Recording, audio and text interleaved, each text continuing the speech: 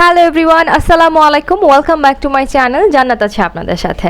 দর্শক, আবারও চলে এসেছি একটি ঝটপট মজাদার 10 মিনিটের মধ্যে তৈরি করা যায় এমন একটি নাস্তা রেসিপি নিয়ে।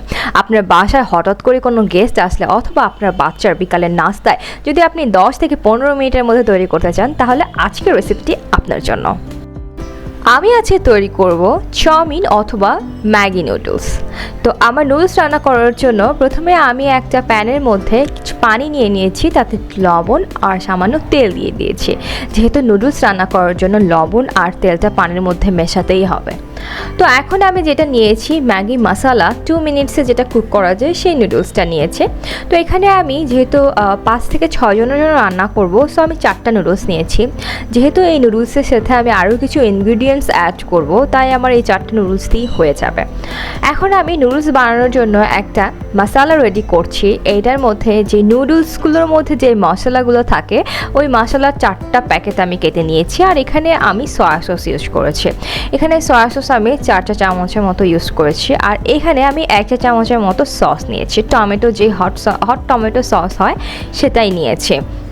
আপনারা চাইলে এখানে অন্য সস নিতে পারেন, বাট আমি প্রেফার করি হট টমেটো সসটাই খুব ভালো লাগে। তো এখন আমার যখন পানিটা গরম হয়ে আসবে, তখন আপনারা নুডলসটা দিয়ে দিবেন। একদম যখন পানিটা ফুটে উঠবে তখন সেই পর্যায়ে নুডলসটা দিলে জাস্ট 2 মিনিটস আপনারা কুক করবেন। অবশ্যই আপনারা একটু চেক করে নেবেন যে নুডলসটা প্রায় 90%-এর মতো কুক হয়েছে কিনা। যদি আপনারা 90%-এর বেশি কুক করে ফেলেন, তাহলে কিন্তু নুডলসটা একদমই আঠালো হয়ে যাবে, মানে জড়া পাকিয়ে যাবে। তো এই পর্যায়ে আমি নুডলসটা একটা স্ট্রেইনার দিয়ে ছেঁকে নিচ্ছি। পানিটা একদম গরম পানিটা ফেলার সাথে সাথে একটা ঠান্ডা পানি দিয়ে কিন্তু নুডলসটাকে শেক করে নিতে হবে। তো আমার নুডলস কিন্তু রান্না হয়ে গেছে। নুডলস রান্না হয়ে গেলে কিন্তু আপনার এই নুডলস রান্না হয়ে গেলে কিন্তু আপনার চাউমিন রান্নার প্রায় 60% কাজ হয়ে গেল। এখন আমি আলাদা একটা প্যানের মধ্যে ডিমটাকে ফেটে নিচ্ছি, মানে ঝুরি করে নিব ডিমটা। তো আমি এখন ঝুরঝুরা করে নিচ্ছি। ঝুরঝুরা তো আপনারা সবাই করতে পারেন। তো এই পর্যায়ে আমার যেটা লাগছে, আমার এই যে ভেজে রাখা মানে ঝুরি করা ডিমটা, এখানে আমি কিছু কাবাব অ্যাড করেছি। আমার আগেই বানানো ছিল, সাথে কাঁচা মরিচ লাগছে, পেঁয়াজ লাগছে। আর এখানে আমি যেটা করেছি, কাঁচা রসুন কুচি করে নিয়েছিলাম। আর সাথে লাগছে কিছু সসেজ। তো আমি এই প্যানের মধ্যে হালকা কিছু তেল দিয়ে নিয়েছি। এখানে একটু বেশি তেল দিতে হবে। এই তেলের মধ্যে আমি সসেসগুলো প্রথমে ভেজে নিয়েছি। তো সসেসগুলো ভেজে আমি আলাদা করে উঠিয়ে রাখছি। এখন আমি রসুন কুচিগুলো দিয়ে দিব এই তেলের মধ্যে। রসুনটা হালকা ভাজা হয়ে গেলে তাতে আমি পেঁয়াজ কুচি দিয়ে দিচ্ছি। এখানে আর একটু তেল অ্যাড করতে হবে। তারপরে আমি যে কাঁচামরিচ কুচিগুলো আছে সেগুলো দিয়ে দিচ্ছি।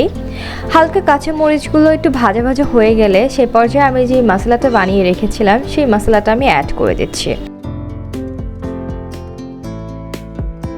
আর এখানে আমি প্রায় 4 থেকে 5 চামচের মতো হট টমেটো সস অ্যাড করেছি। আর তাতে হালকা কিছু পানি দিয়ে দিয়েছি এই মশলাটার মধ্যে, যেন পুড়ে না যায়।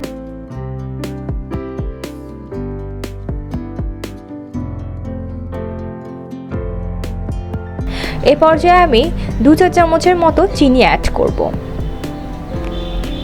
খুব ভালোভাবে নেড়েচেড়ে মশলাটা কষিয়ে নিতে হবে। তারপরে মশলাটা যখন হয়ে যাবে, তেলটা যখন উপরে উঠে যাবে, সেই পর্যায়ে চাউমিনটা দিয়ে দিতে হবে। এখন ভালোভাবে মশলাটা নুডলসের সাথে মিশিয়ে নিতে হবে। হালকা মিশিয়ে নেওয়ার পর আমার যে ইনগ্রিডিয়েন্টসগুলো আছে, কাবাব, ডিম, সসেজ, সব কিছু আমি এখন এই পর্যায়ে জাস্ট নুডলসের সাথে মিশিয়ে নেব। মিশিয়ে ভালোভাবে নাড়াচাড়া করলেই কিন্তু আপনার নুডলসটা প্রায় হয়ে যাবে। সো এই পর্যায়ে আমি ভালোভাবে সবগুলো ইনগ্রিডিয়েন্টস নুডলসের সাথে মিশিয়ে নেব।